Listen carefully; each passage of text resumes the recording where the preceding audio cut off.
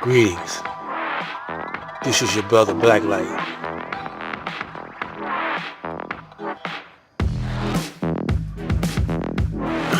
You got to follow all my videos because I'm breaking it down in short segments, but each one is talking about the next one. Each video is leading you to a place where you could understand. It ain't too much of argument you could put with it. Now, in this video right here, we're going to break it down into segments also, but I want to preference this video right here. The name of this video is going to be called the Sirius Star, Dog Star. And this is the star when you see the Christmas scene of Jesus born in a manger. This star is over his head. Now, when we was taught, meaning the FOI, by the Honorable Elijah Muhammad, that they call it the red and blue star, or the blue and the red star, a long time ago. But it's got, a popular following now. So what we want to do is give you a little hint about the Dogg Star, the Sirius Star system. And we might go a little long on this one, but not too long. But before I start, I want to say this, that I'm going to show you in following videos to come, so I want you to stay tuned, about why I no longer believe that Minister Farrakhan is in the camp of Elijah Muhammad, the Honorable Elijah Muhammad. But you got to stay tuned for that. After I make, some points I want to make before the year 2019 gets here, I'm going to lay out what we must do. I'm talking about the true believers of Master Farad and the Honorable Elijah Muhammad. But right now, let's get started. Ancient times, and across multiple civilizations, Sirius, the Dog Star, has been surrounded with a mysterious lore.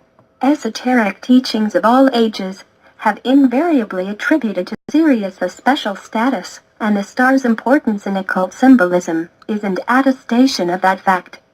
What makes Sirius so special?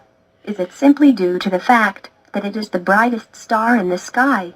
Or is it also because humanity has an ancient, mysterious connection with it? We will look at the importance of Sirius throughout history and secret societies, and will describe the symbolism surrounding it. Sirius is located in the constellation Canis Major, also known as the Big Dog, and is therefore known as the Dog Star. It is over 20 times brighter than our sun, and is twice as massive. At night time, Sirius is the brightest star in the sky, and its blue-white glare never failed to amaze stargazers since the dawn of time. No wonder Sirius has been revered by practically all civilizations. But is there more to Sirius than meets the eye? Artifacts of ancient civilizations have revealed that Sirius was of a great importance in astronomy, mythology, and occultism. Mystery schools consider it to be the sun behind the sun, and, therefore, the true source of our sun's potency. If our sun's warmth keeps the physical world alive, Sirius is considered to keep the spiritual world alive. It is the real light, shining in the east, the spiritual light, whereas the sun illuminates the physical world, which is considered to be a grand illusion. Associating Sirius with the divine, and even considering it as the home of humanity's great teachers, is not only embedded in the mythology of a few primitive civilizations, it is a widespread belief that has survived and even intensified to this day. We will look at the importance of Sirius in ancient times, analyze its prominence in secret societies, and we will examine these esoteric concepts as they are translated in popular culture. In ancient Egypt, Sirius was regarded as the most important star in the sky. In fact, it was astronomically the foundation of the Egyptians' entire religious system. It was revered as Sothis by the Greeks and Sopdet by the Egyptians, and was associated with Isis, the mother goddess of Egyptian mythology. Ancient Egyptians held Sirius in such a high regard that most of their deities were associated with the star in some way or another. Anubis, the dog-headed god of death, had an obvious connection with the dog star, and Thoth, the great teacher of humanity, was also esoterically connected with Sirius. The Egyptian calendar system was based on the heliacal rising of Sirius that occurred just before the annual flooding of the Nile during summer. The star's celestial movement was also observed and revered by ancient Greeks, Sumerians, Babylonians, and countless other civilizations. The star was therefore considered sacred, and its apparition in the sky was accompanied with feasts and celebrations. The dog star heralded the coming of the hot and dry days of July and August, hence the popular term, the Dogg Days of summer.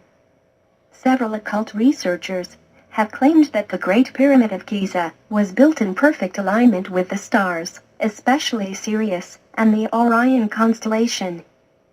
The light from these stars was said to be used in ceremonies of Egyptian mysteries.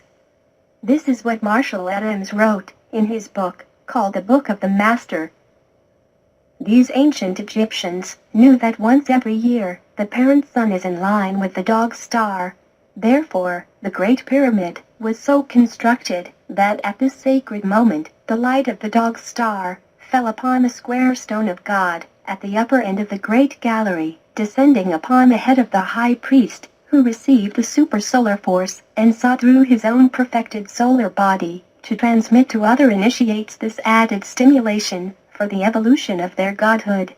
This then was the purpose of the stone of God, whereon in the ritual, Osiris sits to bestow upon him the eighth crown, or celestial light. North and south. The secret. I'm gonna stop it here because for obvious reason they want to sell something, block my vibration. So we're gonna come back in the next video. This is Black Light Out.